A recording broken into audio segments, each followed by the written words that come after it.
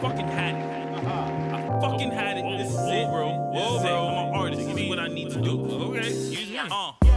Fuck my 9 to 5. Fuck they only really care about your daily grind. They say block anything that blocks your shine. Quitting my job is a whole ass vibe. It's a whole ass vibe. Fuck my 9 to 5. They only really care about my daily grind. I lose sleep putting in work, line for line. Cause this artist shit be 9 to 9. For real. So, let's start this off right? Alright.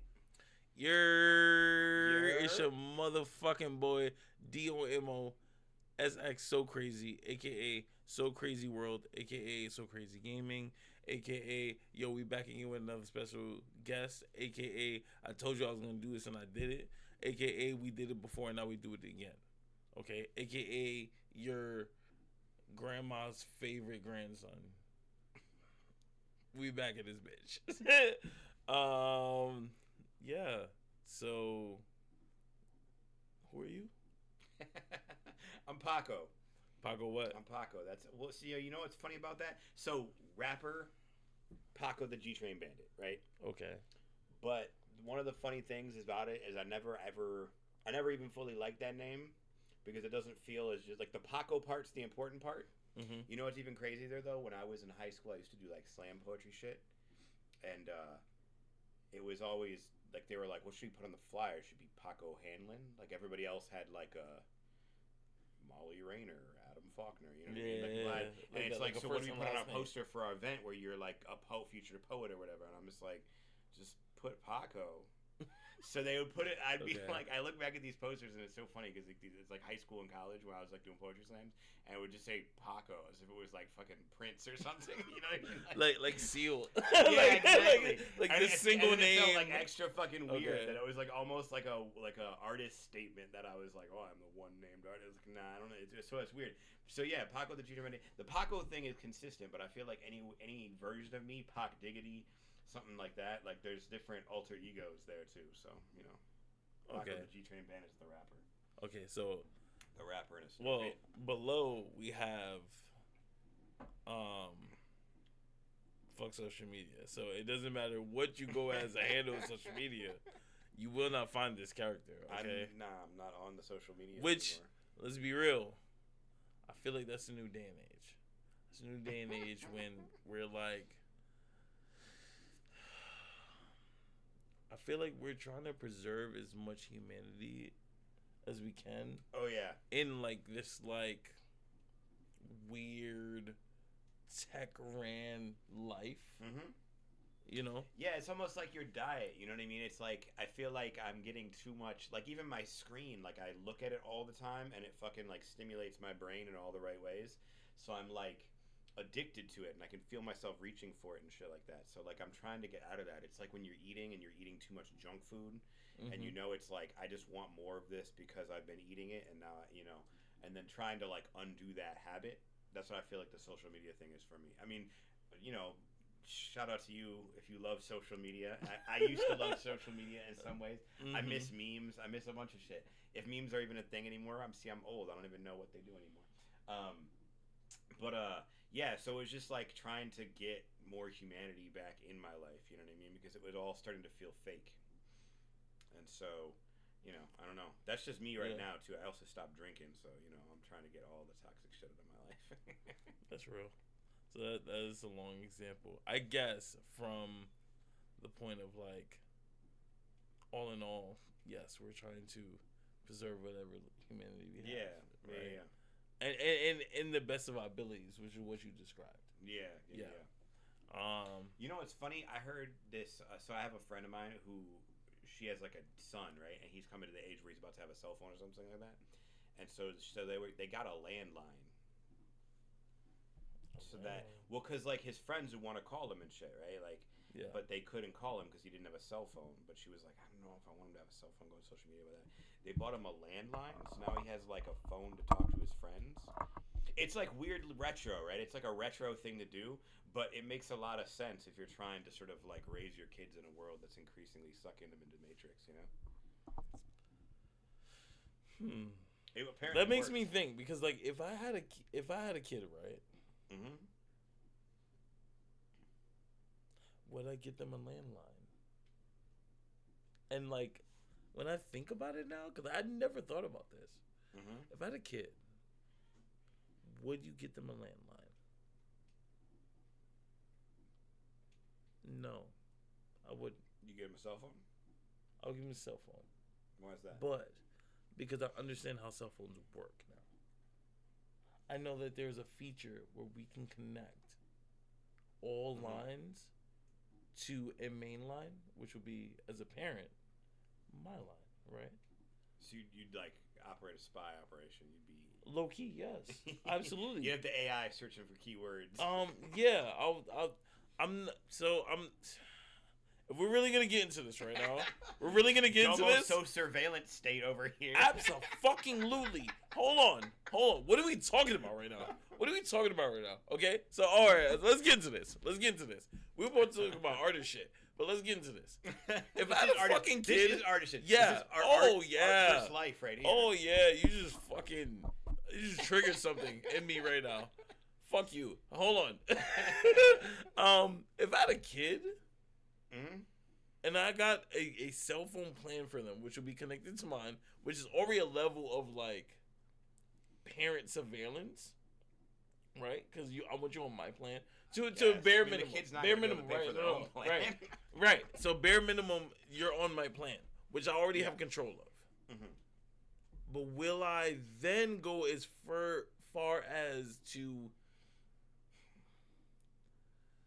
in a way, actively monitor or do anything to limit their access to the internet in the world, like, as a kid? Mm-hmm. Yes, I would. Yeah. I would. Well, okay, so there's a difference between, like, having, like, a blocker on there so they can't do... Yes, I will have a blocker on it. They can't look at people getting decapitated. Yes, when they're absolutely. 6, right? Like, Absolutely. But anything over, like, it depends on the age, but I'll start at, like, anything over 15 years old. But, I mean, would you be, like, reading their text without them knowing? That's a different level. That's, like, a level of betrayal. Right. And to be honest... Yeah. If I had a reason to. But you'd have the back door and wouldn't tell them about it. Yes, absolutely. You'd be able to look, but they wouldn't know you'd be able to. Absolutely, because I'm a person that, like, I would not read your text, but if I had to, do you think, well, I won't hold the ability to? No, you would want the ability to, just in case you want to. All right. But I'm not going to read your text, no. If I had a reason to, literally, like, that's what I said earlier. If I had a reason to, if something happened where I'm like, okay, I think I should monitor your messages because X, Y, Z. Mm-hmm. Or maybe I know X, Y, Z, and it's like, maybe I should monitor your, you know? But for the most part, no. Like, I believe in, there's some sort of privacy, and the way I raise my kids, I would raise my kids because I don't have kids. If the way I would raise my kids, there would be some sort of, like, I trust you because I raised you, right? So yeah, but and I understand, but also I understand kids. And cocaine's a hell of a drug, right? But I understand. I'm also not too old where, like, I'm detached from the world. Like, I understand how the world works. Like, I know if I had a kid right now, like, I wouldn't have to monitor his messages per se, unless he fucked up in a way where, like, I need to monitor your messages. But if I didn't, I know if he's doing cocaine or not. Well, I mean, the cocaine is the metaphor, right? It's like because I'm saying the kid. So saying it, what I'm trying to compare it to, like, if you make everything super accessible and we're not like saying no, you don't have to wear a seatbelt, you don't have to, you can do drugs if you want, you can do, you know what I mean? It's like that, because I think that's the like the kid is up against something they don't even understand that it's a fucking. They're like, oh, I can just do it a little bit. Right. So then all of a sudden they're wrapped up in this whole fucking digital world where they don't have friends outside. You know what I mean? Like, I don't know. On some level, it's like you're not ready for the internet, 7-year-old. You know what I mean? But you know what? If at 7 you're not ready for it. I'll actually argue that said 7-year-old that you're talking about is more ready for the internet than you are. And I think that's where we operate from. We operate from a self. I'm not saying like no, technologically, though. yes. Oh, Like, absolutely. No, I'm saying like that. I get that the kid will be more technologically Yes. ready to integrate with the internet. But you're not ready for. No, like the idea of like the internet just on Google. Yeah. Give them Google and Yeah. privacy. You could watch a horse bite someone's Yeah. dick off in HD in 13 seconds. You know what Actually, I mean? Like, believe it or not. you could get a compilation video of that. So actually, believe it or not. So what we're talking about. It's too much. Hold on. It's like staring into the soul of the Yeah. universe, and all the truth of reality but you know what? is just hitting you in the back of your brain. Your brain just you go insane. No. It's too much. But you know what I realized? Yeah. Today's day and age, they're raised like that. Before when But we that's not hold good. on, it's not. Yeah. Oh, hold on. Okay. But it was not for us because we know what the other side is. We know that the other side is like. There was a time when we at the bare minimum, right, is access to information. We didn't have all this access to the information. Yeah, I do Right? love access to And information. then we had all this access to it, and then what we saw is what you described, which is fucking bananas. Like we were the right age Right. for that when it happened. so now, you know how just now. I'm not talking about you. No. Yeah. But what I mean is when we talk about like the new age, right? And you're like, yo, you can see a horse's cock bit off by a human being, right? It's even You and worse. me. You said it the other way. It's Right. even worse. No. It's even worse. I know it's even worse. But this is real. Hold on. Okay. Come happened? back over here. Hold on. Can we fuck it. All right. Whatever. Okay. So it's even less, right? Where we know because we know what the other side is. So we had the internet. Our darkest fucking side as a human being came out. Yeah. Right? Because it's like we had so much access. It was like What age what were about you looking this? at crazy shit at? so now But no that's what I but mean, what we're like, talking yeah. about. So let's not leave what we're talking about. What we're Okay. talking about is that if I had a kid, would I monitor his? Yeah, you said yeah, you would. Absolutely. Do You know wish why? you had been monitored? No. No. Well, I'm therein glad. lies the No. paradox of No. life, right? Yes, it is There's the paradox of life. But guess what? The contradiction. Guess The what? hypocrisy of being alive. In It is. And I'm not going to lie, as a kid to a parent, right? If you have. No. I'm sorry. It's like tracking, so. Yeah. So here's what's different for me, right? I would have preferred to live in a world much like the one I lived in, where there was access to those things, but they were not in your pocket. I think where the world went fucked was in 2012.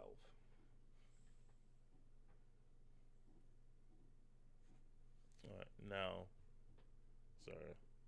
2012. 2012, because smartphones. I think smartphones is the first thing that's like, this is too much. I mean, it's convenient, it's awesome, everything about it is, they're great, Yeah. but like, that's the moment where it was like, you couldn't have a healthy digital real life Right. balance. But you have to realize that now your kids are growing up in the world that's And- normal. Yeah, but they aren't in that world. Because I live in the forest, and they're not gonna have to be, because I'm gonna get them a landline until they're like 16, and then they can have a phone, I guess. But like, Right. do you know what I mean? So Like, it's you're- not gonna happen. but- Like, but, what? But know that you yourself and your situation is the anomaly. But I'm saying it's like eating right. It's like you make lifestyle choices. It's a choice I want to make because it's the world I want to live in. It's how I want to live. You know what I mean? I don't want to do other shit that I know is like not Right. aligned to my well-being. Sure. Do you know what I mean? Sure. So that's what That's real. that's the whole thing. So, No, but yeah. yeah. But I don't And- think and it's, as I don't you- think as it's you should inherently live. bad or anything. I like think that. that's I'm just as you saying should that, like, live. for me, I'm at a point where I'm like, I spent a lot of years doing a lot of things through social media, through the digital world, the attention economy. I was like, it's cool. I'm not disparaging that. I'm saying like for me right now in my life, and also where like I'm raising my kids, I'm like, that's just not. I'm not gonna raise them in the Matrix, because I think I've seen a lot of. I've also seen a lot of, and this is like anecdotal because it's people I know. I've seen a lot of fucking people who grew up like Gen Zers in a fucking basement on a screen all day, and That's how it be though. it's a little rough around the edges on the other end of that. You know what I mean? Like it's just, I just the way people talk to each other on the internet. Like you've seen our world, right? You've seen like the news. You've seen people don't know what's true anymore. Like, Well, that's a whole nother now. conversation. That's a whole nother conversation. I know, though. but it's like Yeah. never more gaslighting have I ever experienced in my life than the internet in 2025. So, hold on. So now I gotta hold up fucking. I think it's following me. Yeah, if you come over here, because don't get a fucking 4K face tracking fucking camera. Don't do that, because then you're gonna be like, oh, I'm so cool until the shit fucking works against your whole fucking agenda. Stop. Is there a button you can turn it off with? It's like I guess. Hold on. You're seeing this in real time, guys. Yo, You're seeing this in real time. Rogue Monroe? Let's talk about this person. Shout out to. Oh, that's a real one. That's a real one. Yo. Rogue Monroe. What the fuck? Should I back up? No. Should I put in my Right. No. Now we're done. So I enabled the tracking. And you're talking about fucking. You want to talk about technology? Yeah, should I monitor my fucking kids? I'm over here like the fucking AI is gonna take over everything, man. It's like, yo, the AI can't even fucking pick which one of our faces is real. No, but then that's the thing. Like, I can't even control this. Do you expect me to let my younging, like my young seed, to then let technology control them? Because right now technology has its own agenda right now.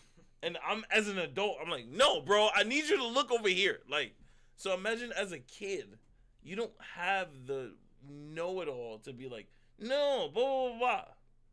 Right? Mm-hmm. So you're just like, oh, this is what it is. Oh, all right, cool.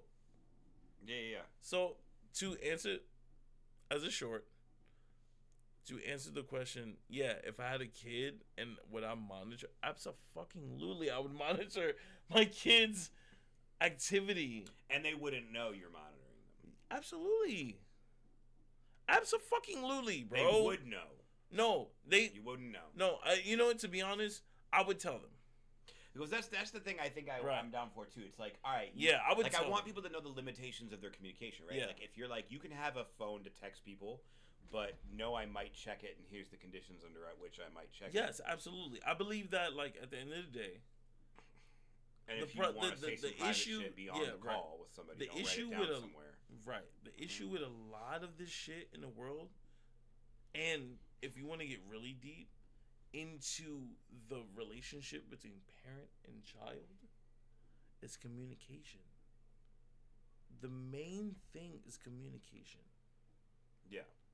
Where we could have communicated, they could have communicated better to us.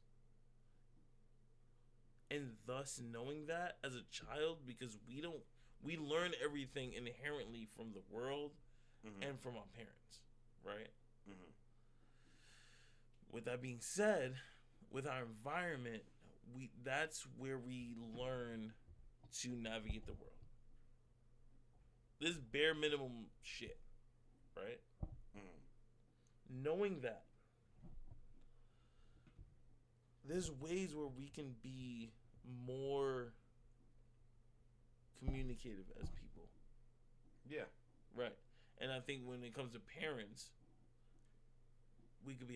they could have been a lot better. And I'm talking about the way they communicate how much information they could have communicated, and the honesty in the way they could have communicated. Previous generations, you mean? Yes, absolutely. Mm-hmm. And I mean, if you want to go on a broad span, depending on like culture and shit like that, yes, if you look for it on the internet, there's there. But what I'm talking about is an interpersonal level, as like your mom You know, your parents, my parents, the way they could have communicated better. I feel like as a parent, because this is what we're talking about, right? Yeah. If I had kids, if you know, you do have kids. What would you do differently than your I parents? would definitely monitor their activity on the internet, but I would let them know that, yo, this is what I'm doing. Just know as a parent, I'm monitoring everything you do. But you do have the freedom to do X, Y, Z. But keep in mind that everything you do, I can see. But the way I would raise my kids is the fact that, like, all right, this is what the world is. This is how you navigate it. You know, this is the best route. And then understanding who they are. Because let's be real, you want to give your kids some sense of originality from who they are. Then I would then tell them how to navigate the world as themselves, as they evolve. Yeah. And if I don't know, then I'll let you know, son, daughter, you know. Dad doesn't know. So when is Domo so father becoming part of the world then? I don't know. It's gonna be real funny. So like, here's the funny thing, right? So you don't have any kids and have not had kids. And blah, blah, blah. No. I've had kids for 5 years, which is crazy. And so it's really funny. So I'm just kind of sitting here like, okay, you're right. Yeah, okay. You know, just because like it's just there's no. Okay. You're like talking to if you're talking to somebody from Tennessee and they're like, you know what's really cool about New York? When I was in New York for 3 days, and you're just like, oh, right. Like you have no idea. Nothing, no idea. disrespect. But also, it's so funny that you're telling me about New York. Yeah. So, which is funny. This is funny. This is hilarious, right? Yeah. My homie, he's a real New Yorker in this analogy. He is the real New Yorker. No, but I'm not. No, I'm saying I am the visitor. No, yes. In the metaphor, absolutely. you're right. In the metaphor, yeah. I've never had but kids. just to be clear, I'm not a real New Yorker. I don't want people to. It's not about New Yorker. I never had kids, right? I'm not a father. My man is a full-blown father for 5 years. So as he listens to me talk, he's just like, yeah, God, no. No, that sounds cool. Yeah, God, dude. Yeah. So what would you say to everything I said? Because I'm done talking. So what would you say to that? The question of what would I do differently than my parents did. I mean, I think the communication thing is about right? I mean, so like one of the big differences, and this is not for better or for worse. This is not necessarily the only thing I can say to this. One of the differences between the way I was raised and the way I raise my kids is I always want people to understand my kids to understand the reasoning behind things. Right. Like, my mom was always one of those like, don't do that. Why? Because I said so, or like I already said, you know, like, and there'd be the arbitrary decisions, and sometimes it'd be super arbitrary decisions, and sometimes it'd be super like good decisions, but I didn't believe her that they were good decisions. Because there's different categories, right? It's like I could be bullheaded about something, and she's like, "No, it's just a bad idea," and I could just be like, "No, you're wrong," but actually, it's a bad idea. But also, it could also be a good idea. You know, there's the two. Yeah. So I try to be like, if I explain it to my kids, sometimes they do catch me, and they're like, "Yeah, but we could just do this after this," and it's just like, you know what? Okay, you're right. That does make sense. But you know what? I think that. So if you explaining that, I feel like you're doing it right, because now you give your child a voice. And I think when you're a father. Again, well, I want them to have agency. Yeah, I want them to have to be able to operate themselves, to advocate for themselves, to do what they need to do. Yeah. Right. As a kid, I never had that. Like honestly, I was like my voice was shunned out. Where like I didn't have a voice. I didn't have a reason. I didn't have a thought process. And even when I did, the moments I had it, I was too fucking shooken up to even articulate exactly, because it was like, oh shit, I wasn't used to having this, right? Mm-hmm. I'm just letting you know this is the real shit. So like, I like that in your reasoning you have that. Like as a parent, like no, you would have that and still have that agency to like be yourself, and I advocate for that as well. Yeah. So part of helping you navigate the world, I agree with you in that aspect of like, yeah, you have to have your own agency of like who you are and stuff like that. Like, and I encourage that. Because to be honest, I don't know about you, but I'm finding that. I'm really like, in a way, I'm always searching for that of like who I am. Right? Yeah. Because it's like, as you grow, you become a different person. Yeah. You know, you're not the same person at 16. You're not the same person at 21. Not at all. You're not the same person as 30. Yeah. And you're not the same person from 30 to now. Yeah. Right. Well, you know, like sometimes people like, there's a lot of like gentle parenting people. You know what I mean? Mm-hmm. And so like, but I also think it's like interesting because I think there's like philosophies. Like what I'm saying is not necessarily something that like isn't like it's the zeitgeist. Everybody is talking about this is how you should parent on the internet. This, you know what I mean? The type of shit that I'm saying. But like there's also, I think as a teacher it's different just because of like the way I think about setting up structures for kids.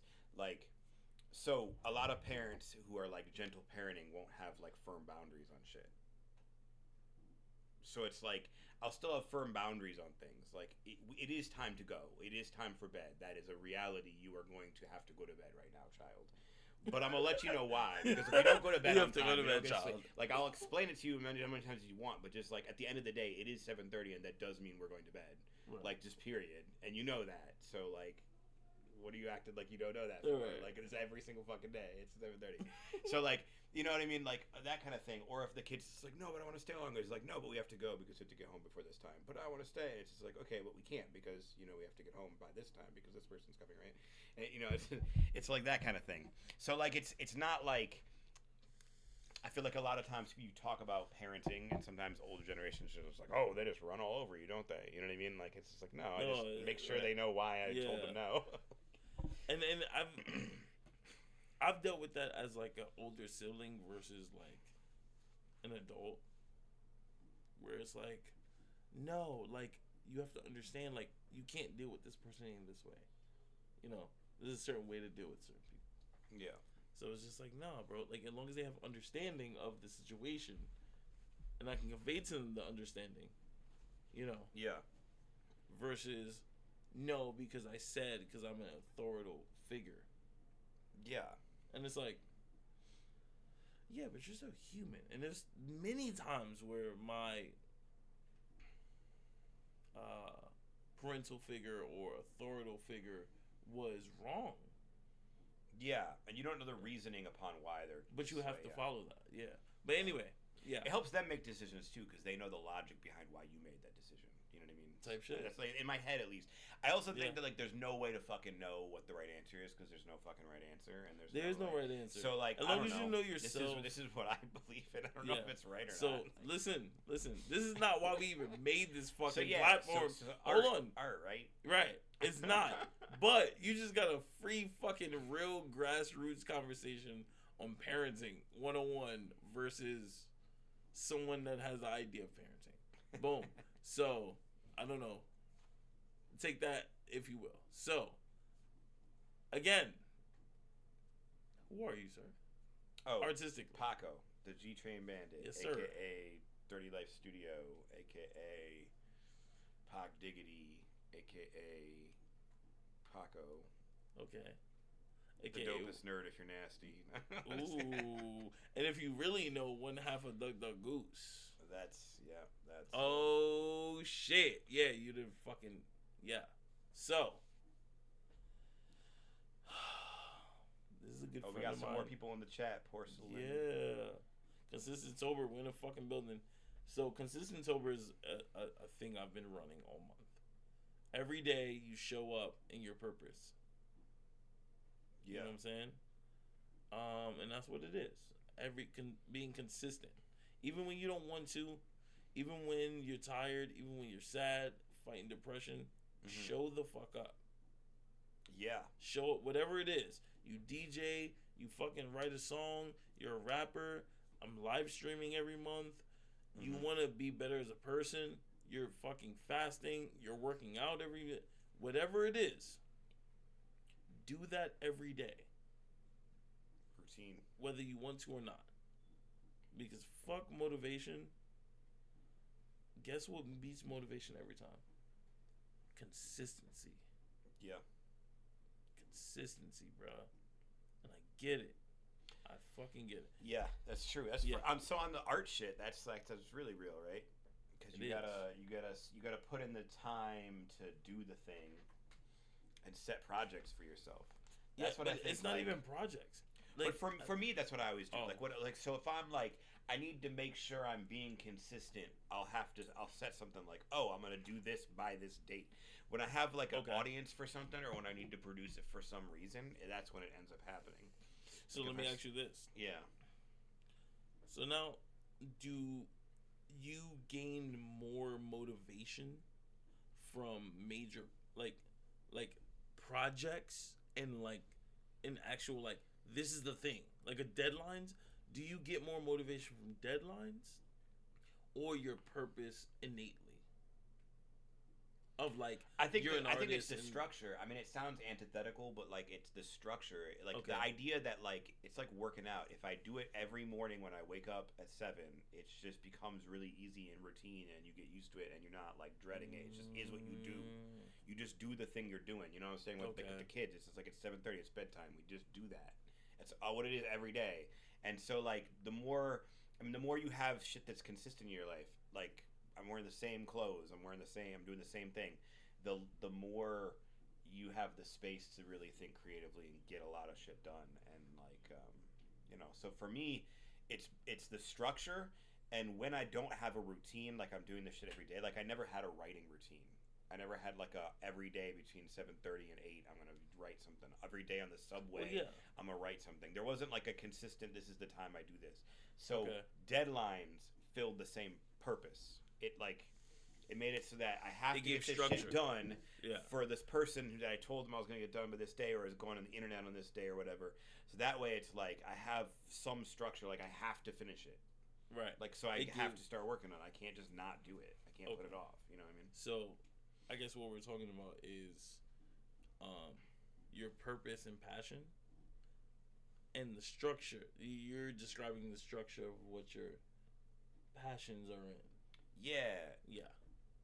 Like how do I make sure I'm staying consistent? It's because it's really easy to not and to have all sorts of fucking excuses why you didn't stay consistent. Hold on. Talk about it, bro. Do you know how easy it is to not stay consistent? Are you shitting me? Yo, when I tell you, like, there's been days, like literally in the past 2 weeks, right? There was one day where I didn't stream. Now, did I stream the next day? Yes. Right? Mm-hmm. But that day I really beat myself up because no one like inspired me to do this. No one told me to do this. I came to people and was like, yo, I'm doing something called Consistent Tober, blah, blah, blah. Yeah. And it was like day 6, 7. Mm-hmm. And I just got too tired. And I was burnt out from work and blah, blah, blah, and just whatever. Right? Yeah. And then also the last 2 days I streamed. You can't find this on Twitch because of an technological error I did trying to better the stream and whatever, right? Mm-hmm. But these are the trial and errors and things that you go through.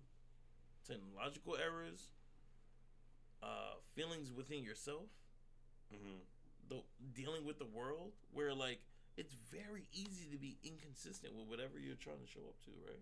Yeah, it is. Yeah, right. So now it's like, bro, like, and once you break the habit, it falls apart really, really, really fast. Really fast. I mean, anybody who's ever started like a diet or a workout routine knows that, right? Like you start, and as soon as if you do the plan, if you fucking do the shit you said you were gonna do, Tuesday night you do this, and Wednesday night you do this, and blah blah blah, then it fucking works. And the minute you fucking say, no, I'm gonna skip Thursday because I'm tired, then all of a sudden the whole shit falls apart. No, the whole shit. It's the beginning of the end. And even let's say there's something that we're like, it's not even your attitude. It's not like, yo, I don't want to do this, blah blah. Let's say you have something not in your plan that you didn't account for that happens. Because you could be like, yo, yeah, like I'm gonna do this, right? Mm-hmm. I have a plan and blah blah blah. I get sick. Mm-hmm. I get a cold. It takes you out your whole routine. Takes you out your whole fucking routine.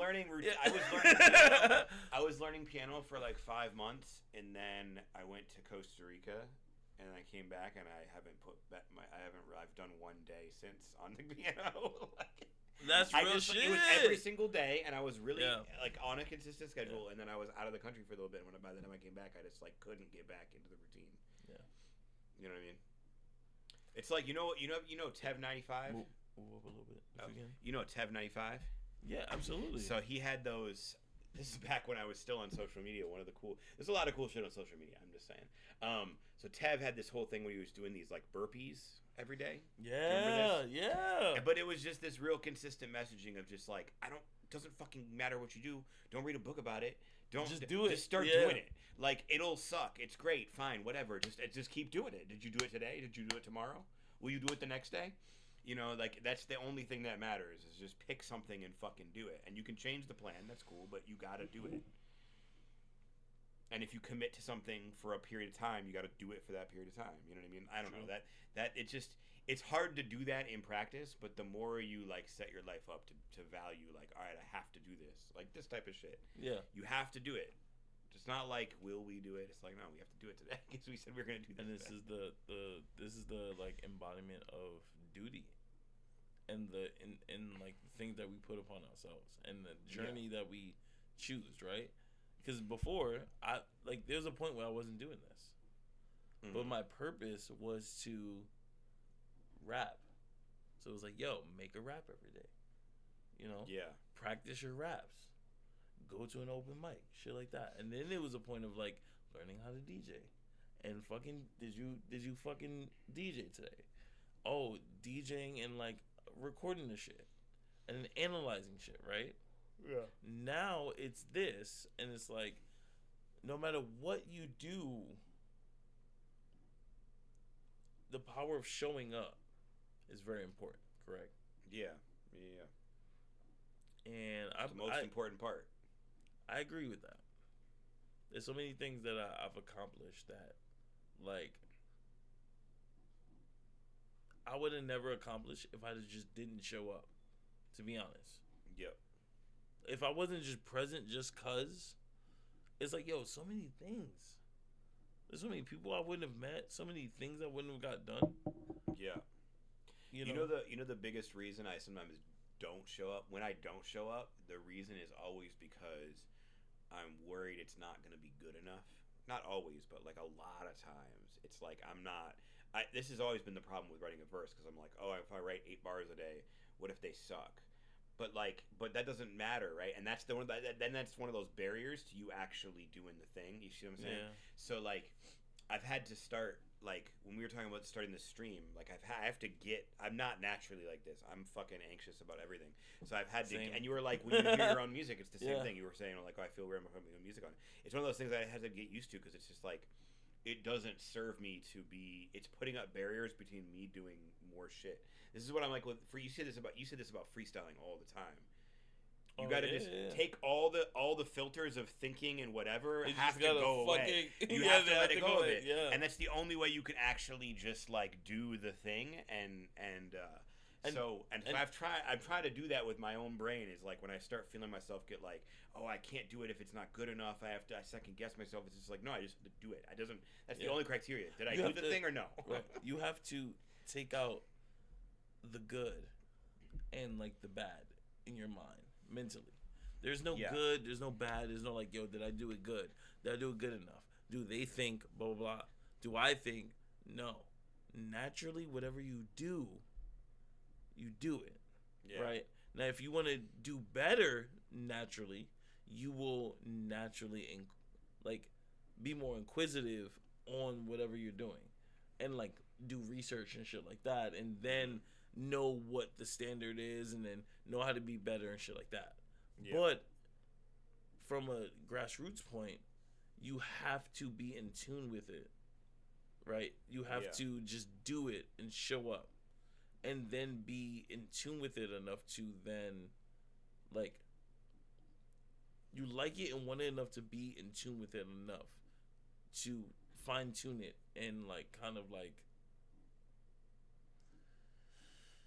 I guess, yeah, kind of like be better at it. Mm-hmm. Yeah. Yeah. Okay. And that's the irony of it, right? It's like if you try to be better, you'll get worse. Like yeah, you just but have to you have to get out of your own way so much to get better. Do you know what I mean? Yeah. Oh, exactly. Yeah. Because you can be so in your way, like literally be in your own way, and block your own blessings and like block your own progress because you're trying so hard to like. Yeah. Nah, you just know yourself and be in tune with yourself. Yeah. I think. And that's easier said than done, but like leave some. There's like a realm of just like trusting yourself. Yeah. In your process, right? Yeah. I think. Where like you have to leave that room to trust yourself. As you build yourself and improve yourself, right? You have to give your same self that room to be itself. Yeah. If that sounds weird, but like that's what I'm trying to convey. Yeah, Does that make sense? Mm-hmm. Yeah. All right, cool. Absolutely. So yeah, I think so. But you were saying earlier, I think you were going to say something about pet peeves, right? Like, yeah. So my biggest pet peeve. Oh, can I answer it? My biggest pet peeve. Oh, okay. This escalated very quickly. And it's one I'm super guilty of all the time. Okay. It's actually not fucking Talk your easy. shit. Talk your shit. Is when shit just feels a little fake. Okay. Do you know what I mean? So I only bring it up because it's we were just talking about it. It's just like being yourself and being true to who you are and not letting other shit get in the way of it. Yeah. Is like is the thing that I respond to always. Okay. Do you know what I mean? So like when I'm looking at art, when I'm looking at interviews, when I'm looking at anything, that's the thing I'm going to end up responding to is like how much are you embodying the essence of you? You know what I mean? And I think that's why it's like a pet peeve when I see people doing things for other reasons. There start being other considerations for why they're doing things in their head that are like they're like playing chess or whatever they want to say about it. You know what I mean? Like people they're like scheming on like why I should do this thing or do this thing that, and it just that like not being honest piece of it is like one of those things that like always kind of like. But I've done it all the time. You know what I mean? The different styles and voices and ideas and like of music that I've tried and put on over the years. You know. But yeah, so I guess it's not a pet peeve, but it is. It's like a pet peeve because it bothers me when people do it, but also I understand that it's like part of the process because I've also not been myself yet. And that's what I was saying about grown. Grown feels like a moment where it's like, yes, I stand by this. Right. This is authentically enough myself that I'm like, yes, I still believe in this. You know what I mean? And there's moments on other albums where I'm just like, this wasn't me yet. Do you know what I mean? Right. I think both can be true. I think that like you can stand for something, but also be like, because you stand for something, that doesn't mean that you 100% won't like contribute to the thing that you stand against. I don't think so. Because we're human. Like you have to account. You have to account for the human factor. Mm-hmm. You know, to know what you're standing against is to know what you're standing against. Like, you know what I'm saying? Like, you know what I'm saying? Like, and to know that is like to know the full severity of that. Probably had to do that, like low key. Like I believe you had to do that, or at least like have some degree of like I understand what this is. You know? Yeah. So it's just like, so that's your pet peeve, it being fake, or feeling fake. Yeah, like feeling or like here's a good. I'll give you some metaphors. These are right. Remember, you know when you are like a tourist in a town and you show up at like a bar or a club and like this happened to me when I was younger. Sometimes you'd like get into the club or whatever. It looks like really cool on the outside. There's lights, whatever, and you're in a town that's supposed to be cool, whatever. You pay $10 to go in, and the whole fucking floor is empty. And there's just some DJ like back there doing, and it's just like, and the lights, the music is so fucking loud, and the lights are, and it's just fucking empty, and it's just like, god damn, I'm just in this fucking tourist club, empty as shit. What am I even doing with my life right now? Do you know what I mean? It's just like, how the fuck did I end up here and why? Like, this is, everything about this is so fake and so disconnected from the reality I want to be living. I just feel, I feel embarrassed that I walked in. You know what I mean? Like, damn. I don't want to be affiliated with this. You know what I mean? But it's degrees of that. You know what I'm saying? Yeah, but I know exactly what you're talking about. It's so bad. I know exactly what. And you know what? Now, so like, to be honest, right? As an artist, right? But also as a DJ. Like I would say a professional DJ. Like I've DJ'd many platforms for many years, right? I think that just happens to do with like the right components at the right time. As a DJ. I don't want to get too in deep because it's not about me, it's about you. Right. But like as a DJ, what people don't realize is the right components at the right time. You can see a DJ and it's like, oh yeah, that shit is trash, right? Mm-hmm. But being that DJ, and I've been in those settings as a DJ. Yeah. Yo, it gets so crazy because you're trying your fucking best, right? But you're not a promoter. You promote yourself, obviously. Yeah. But you're not a promoter of the event and shit like that. Like, whoever's in charge of the event and the space that you're at, can play a big part of who you're playing for. Yeah, I mean, I think you're right about the thing you said about right shit at the right time, right? Because like, if you're early and the crowd's not there yet, that's cool. The music doesn't have to be so loud I can't talk to the person next to me yet, right? No. Or like, you don't have to play the biggest club hit that's supposed, like, you're trying to pretend like it's 3,000 people in here, but it's just not. It's not. And it's cool that it's not 3,000 people in there, but can we like set the appropriate vibe for not 3,000 people in here? Because I could chill at a bar with 3 people and have a good time with the DJ playing, but like sometimes you walk into the place and they're trying to pretend like they're trying to like force it to be what it's not already. You know what I mean? And it's like, save that shit for 2 a.m. when there's people actually here. What are you doing right now? True, like. True. So what was it? What was a point that you had? Like, this is a very specific time.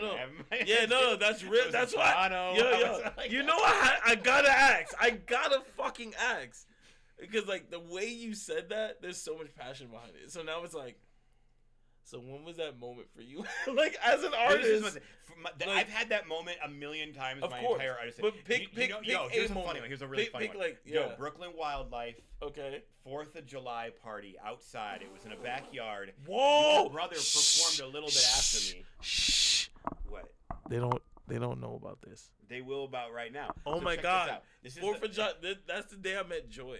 To believe it or not, it was a great crazy. Fucking party. Oh my God! It was a great fucking party. So many fucking people. There's photos of this event where I'm standing next to people that I have yet to know, and then later years on, I know, and I'm like, legendary event. Yo, legendary 4th of July Brooklyn Wildlife Party. So here's the funny thing, right? Yeah. So this is my example of doing exactly this, and it's like a regret. It's one of my biggest artist regrets, right?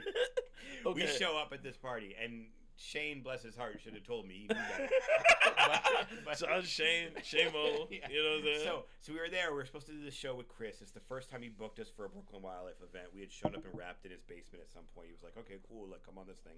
We were like up 2nd or 1st on their like very early list. Yeah. For the he kept saying, "Oh, we're gonna start at whatever time, 12." But I didn't. Oh, you should have known better. You should have known better. I'm saying this is literally any other venue. This is maybe our 3rd show is Duck Goose, right? This is what we learned, like what we're describing. Sorry, to not to like interrupt you.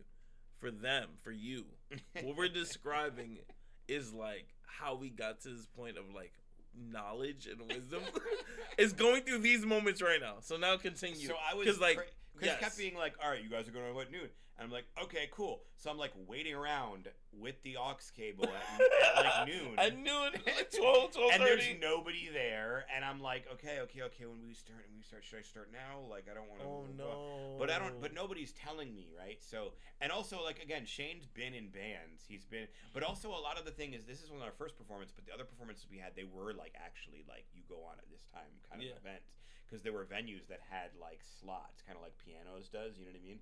So like we had done a couple of those, and I just don't think I understood the Brooklyn Wildlife vibe at the time, right? It's just like they start whenever they feel like it, and then they go in order. That's about how it works. Right. But I didn't understand that. But Shane probably should have understood that. Anyways, so at some point I was like, Chris, should we start now? It's like blah blah blah. And he's like, sure. If you want, if you want, and I don't think I understood. And you're like, bro, sure, if you want to get going. No, but you told me. We performed at like 12:30. You know, I didn't show up till like 2. But here's the thing: 3. the artist after us was Chaz, but he so didn't come on. He didn't come on. Yeah, right away. He knew better, right? Of course. So so we had done that, and then Taekwon came on, and Damo came on. Yeah, it was all together. That was awesome. Oh and my it's God, like, imagine what if we hadn't gone on, and we had actually started the show at that time when there was that crowd that was doing. You see what I'm saying? Yeah. Like, it's just like kicking yourself. Like, why the fuck didn't I know that thing? That could have been. That is a legendary event. Everybody remembers that event. Right. We could have been performing while it was a legendary event instead of like 2 hours earlier when it was like super awkward. But that's, do you know what I mean? I tried to play the heavy hit at 6 p.m. with nobody in the club, and I was a fucking loser for it. But I, live and learn, right? You live and learn as an artist. That's literally what it is. Like, you kind of live and learn. Like, and it's like, there's a lot of things that you won't learn unless you fucking show up and do it. Like, and then you realize the wild shit that you have to navigate. Like that. There's time, when I just don't know. My parents never taught me how to rock at a backyard rave party. There's times, I swear to God, me and QC, bruh, I'm telling you, we rehearsed with a live band. We have this band come to Paperbox, Brooklyn, Bushwick, Brooklyn, and we're going to do Brooklyn Wildlife Festival, bro. Chris Carr made us wait. Oh, yeah, you're going after this. Oh no, after this. No. Like right? Hold on. To the point, we never went on. Yeah. We never went on. Yeah. Mind you, I remember this night. Me and Q are looking at each other. I'm looking at Q like, what the fuck? But with the same understanding. And Q's looking at me like, bro, I don't fucking know. Like, yeah, I don't know. That was the day he didn't even know you guys were showing up with the band. So right? now that was part of the problem. No, we did show up with the band. No, but he didn't know you were going No, to. he did. He Oh. did.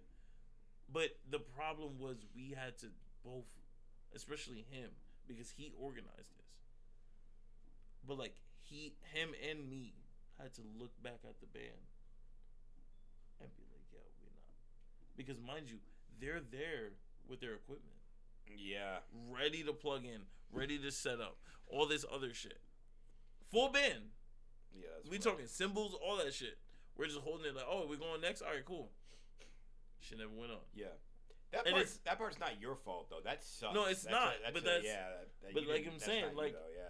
These are, but even what you were talking about, it's not a you thing, but like this is what comes with your was good, Lion Queen, let's go Porcelain, Rogue Monroe, but like these are the things that comes with the artistry. You know what I'm saying? As much as you may plan to be this, I'm gonna do this and I'm gonna do this, and there's things that you have to account for. Yeah, you know something else I really fucked up early in the days. We had done a bunch of Brooklyn Wildlife shows and like a bunch of other shows, and it was cool. And then it was the first time I was like, I'm gonna throw an event, and so I like contacted Paperbox about doing an event, and we did the first takeover. Okay. And I was like, Chris, partner with me on this because I can't. Like, Chris could get hundreds of people in the room and making a Brooklyn Wildlife thing, right? So I did all the back end stuff. I booked the venue, whatever. And I was like making the list with him, the performers list, and I put us at the end, like. Oh no! Oh. But I didn't. You didn't think know about it at the time. Right. I was thinking like, cool, it'll end. I don't know what I was thinking. Right? This is Obviously, the crescendo. This is a terrible fucking fucking idea. Yeah, right. I should be like the halfway mark or the shoot 1/3 of the way even. You know what I mean? Like, let me hit but then I didn't, and then everybody else performed and had a great event with hundreds of people there, and we even made money. I made a bunch of money off it too, right? Because I'd split stuff with Chris, but then we performed to a room full of like 3 people at the very end. The remainder of whatever, and it was so like, oh, what the fuck did I do to myself? I like learned so much else of the craft, right? I've become like my first time like booking a venue, doing splits with the bar, blah blah blah. Like I was learning and doing a bunch of shit, but like then one simple fucking I should have known better. This is why I need like a fucking editor. I need like a mentor. You can look at my show and be like, no, don't do that to yourself, bro. But no one, hold on. This is why she says acknowledge me. Latin Queen, I saw you. I saw. Hi, Latin Queen. How are you? You didn't acknowledge me. I saw you. And Rogue Monroe and Porcelain. Look how fluffy she's looking. You gotta. Like, thank you. Relax. Okay. This is not about you. Okay. Even though I appreciate your support. Little laugh my ass off. Stop. You're just gonna fucking get under our skin. Either way. These are the woes. These are I think it is about her at this point. No, the fuck it's not. So, hi, chat. How are you? I'm sorry. Like, anyway, these are the woes, and these are the trial and errors of an artist, right? As you be an artist, an entrepreneur, whatever you're doing. Yeah. These are some of the things that you deal with, right? Yeah. Mm-hmm. These are the real life. Yeah, like embarrassments, missteps. Yeah. And I think they don't, like, a lot of people that inspire you, a lot of people like of the world today, they don't say this part. They're very much like, yo, you just gotta grind. Yo, listen, Which you gotta is also hustle. true. Which is also true. Yes. We just started with like you gotta show up every day. Yeah, but like these stories I'm telling you is like, oh. And also right, and also there's a lot of fucking shit that's gonna happen in between you and your dreams and your passions that will test you as a human being. Yep. Right? And I think that still leads to our original point of like still show up. Still believe in yourself.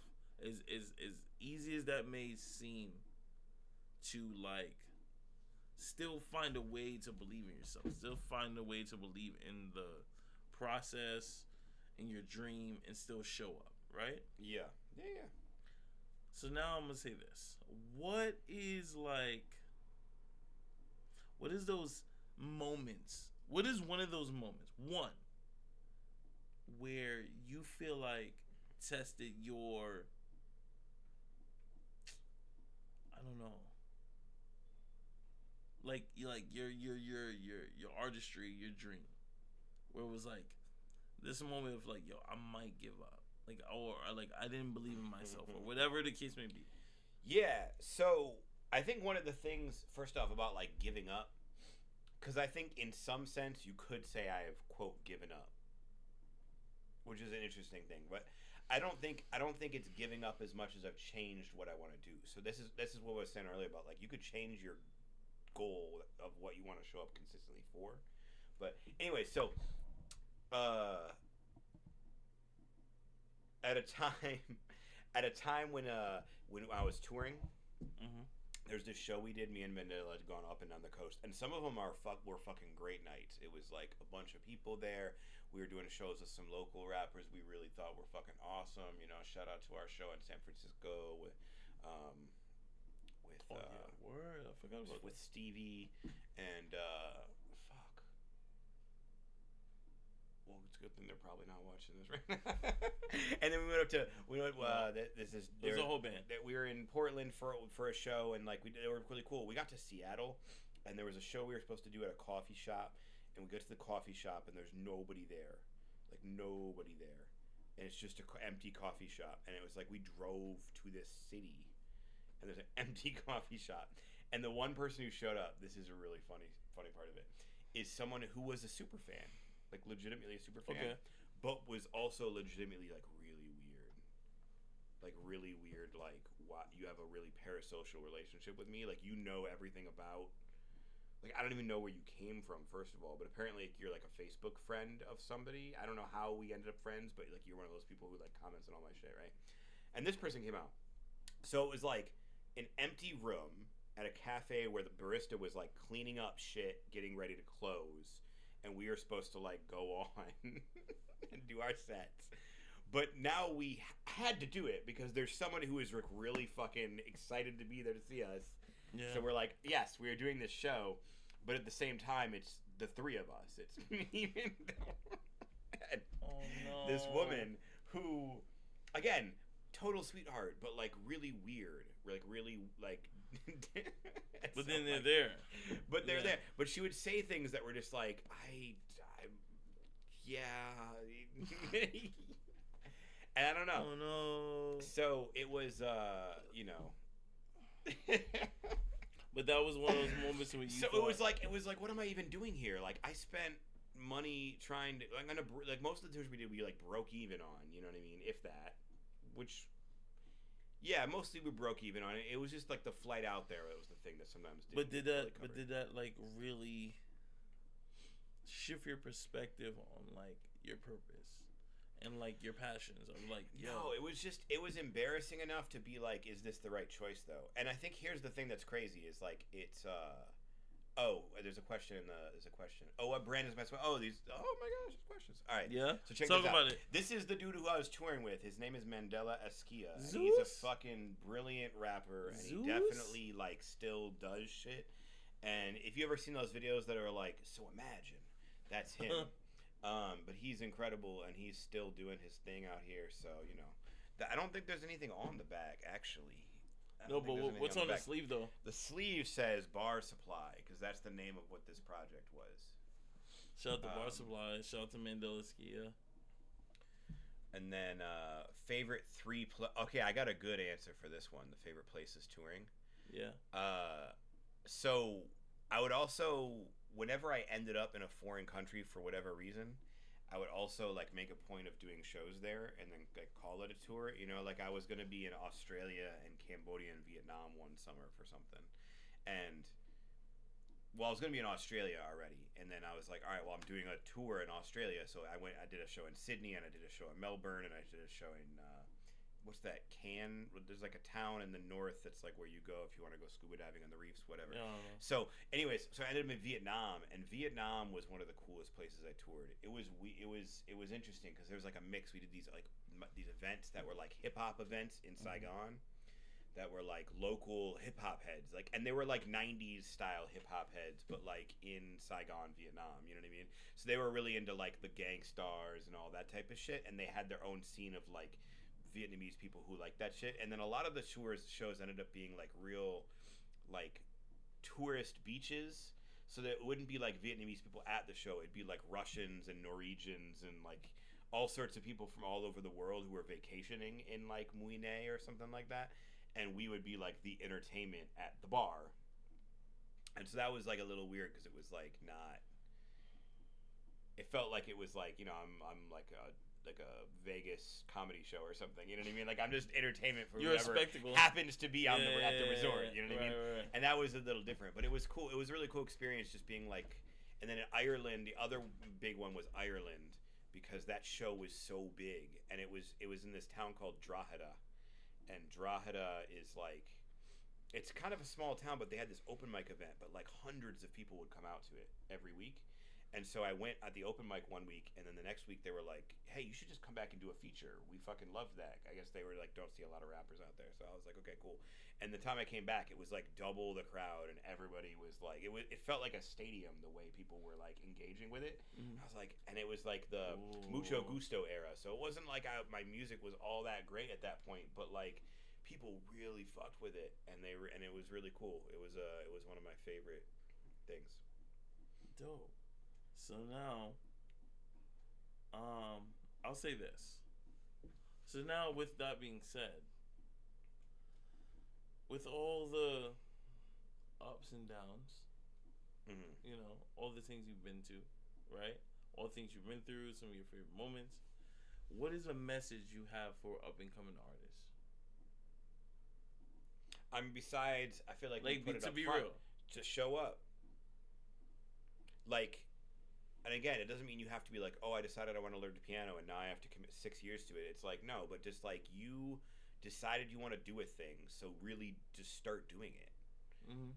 Like, stop thinking about when you want to start doing it. Just do a thing and commit to doing the thing to its completion and not worrying too much about, is it perfect yet? It's not going to be perfect yet. The point is to just do it more and more and more and more and more. So, like, if you're going to worry so much about, is it perfect, and not do it, then just do it and let it be bad. Because if it's not, it's like if you're, this is going to sound crazy, but it's true. If you have to worry so much about whether it's good to make it good, then you're not ready yet. That's cool, but you just need to do it more. Right. I used to obsess over like takes. Like I do so many takes to figure out the right vocal take, and it was just because I wasn't good enough yet. And I wasn't gonna get, I mean, I guess on some level I did get better by like redoing it, but you know what made me get a lot better is actually just performing live more. Like when I started performing with the band, especially, because it wasn't conscriptive to like, oh, I have to be on the beat and it always sounds the same way. They would play it differently and I'd adapt and evolve. But like playing with the band, and I think that's the thing about the routine, right? When I played with the band, I was in rehearsal all the time. I was rapping all the fucking time. And that was the consistency. I didn't have that structure in my life. I couldn't provide it for myself. But like, if you were an artist who does art, you just have to keep doing the same shit all the time, and find a reason why you have to if you don't have one, or if you don't, if you know yourself and you don't do it every day. Like some people can do that. They can be like, I write an hour every day. It's like, that's great, because I couldn't. So I had to do things like I need to post a verse every week, or I need to, I started using the social media to be like, oh, I can set a goal for myself and I have to follow through now, But that's a goal. Consistent-tober, right? Consistent-tober, right? Exactly. So that's what we're talking about. Hold yourself accountable with something like this. Hold yourself accountable, because there's sometimes where, like he was saying, no one came to him. It was really much you, like, oh shit, like, fuck, like, no, I need to write every week, so I'm gonna write every week. Mm-hmm. Or I'm streaming every day. I'm gonna stream every day. Yeah. You know what I'm saying? And then like there's times where I streamed after 12 a.m., which is the next day technically. But like to still show up, I was tired, all this other stuff, still I showed up. You know? So yeah. And just knowing that like you're only gonna get better. You're only gonna get better. So like it can it's gonna start to feel like, oh, I made this thing, I can't let go of it, I can't move on to the next thing. It's just like. And I remember, especially when I was first starting it, feeling like, oh, I can't not include this song on the mixtape because I made this song. But now it's like, it's so hard when you first start making something to throw away the ones that aren't that great. Yeah, very cool. But then, like, once you make enough of them, you start feeling more comfortable being like, no one will ever hear this song, and I'm okay with that. And you hear a major label artist, too.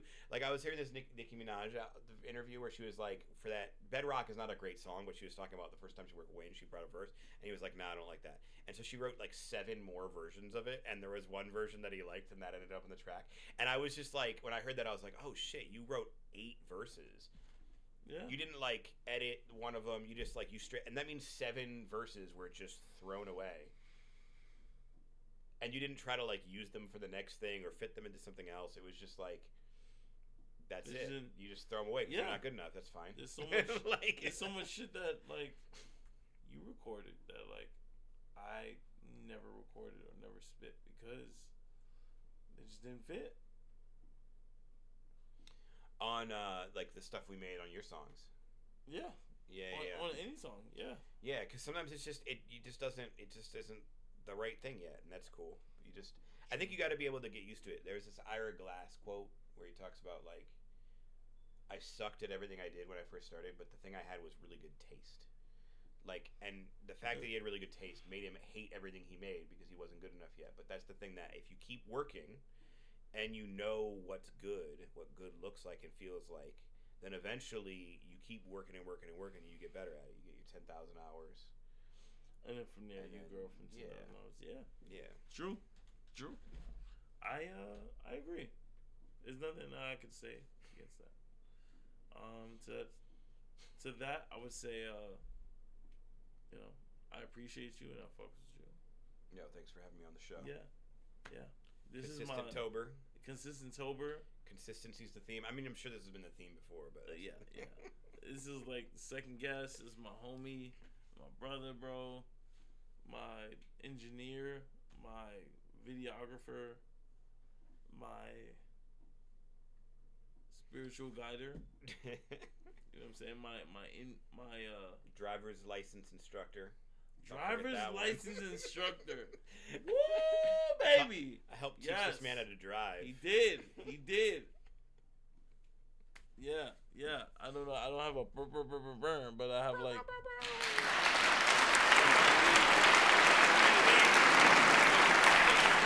So, yeah.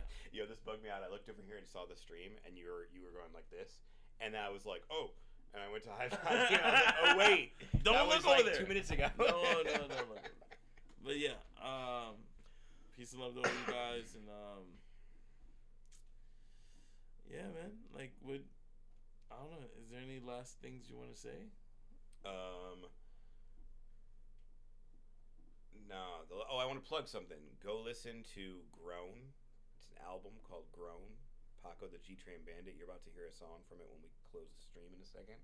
Oh, we are. Yes. And if you fuck with that song, go check it out, because I think that's a thing that I made. So just for those who are listening, I don't really pursue being an artist professionally anymore, and so that's the big change. But I changed what I wanted to focus on. But anyways, so this is an album I made while I was still doing that I still stand by, and it's like one of those things. It's like, I'm glad I made this, because this is like me coming to be my true artistic self in something that's coherent, and I could just hand to somebody, like my kids, be like, this is what my work sounded like, right, in a way that I hadn't had a really good project before that I could do that with. Anyway, so go listen to the album, because it's fucking fire. Type shit. And I co-sign that, so definitely listen to that. I mean, thank you for showing up and showing out. Yeah. You know what I'm saying? Peace. It's your boy Paco, the G-Train Bandit, and I am Domo So Crazy. And so crazy. Bow. And I don't know. I'll let you guys, but stick around. We're about to wrap up stream, but like this next song that you're gonna hear in the next slide is gonna be like we said, from him, Paco G-Train Bandit, and off the album Grown. So peace and love.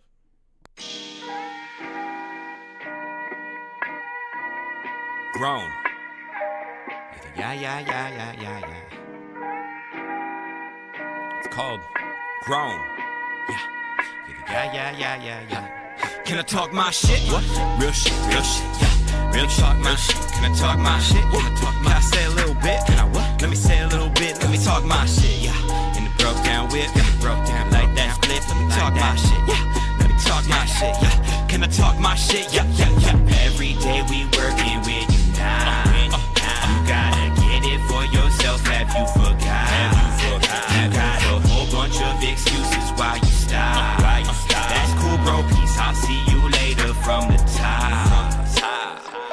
Real shit like a barbecue, real shit like a house party, vodka juice. My wife, she dance good, so I watch her move. And now I'm no longer in an awful mood. I woke up feeling like shit today. Smoked all night trying to get away. Still hungover from a 5th of J. Pop a couple ibuprofen to fix the pain. And I pump myself full of coffee, black, never gnaw cream. Give it to me raw, please. All I need's you, my balls and my car keys. Pull up at the party, packed like sardines, back on the road. Need to be drinking more water, caught up in the up and down, teeter and totter. Gotta take better care of me, notes out. Like, why I never ever clean my house. So I woke up this morning and planned out.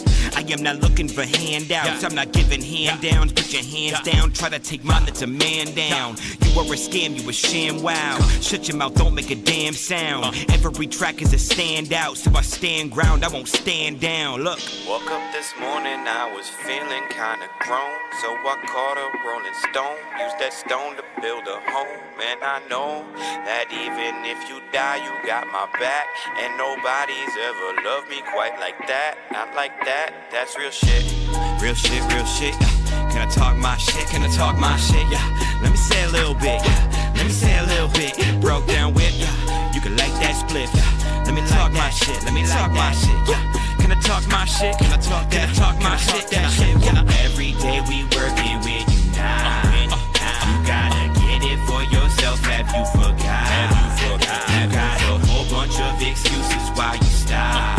That's cool, bro, peace, I'll see you later from the top.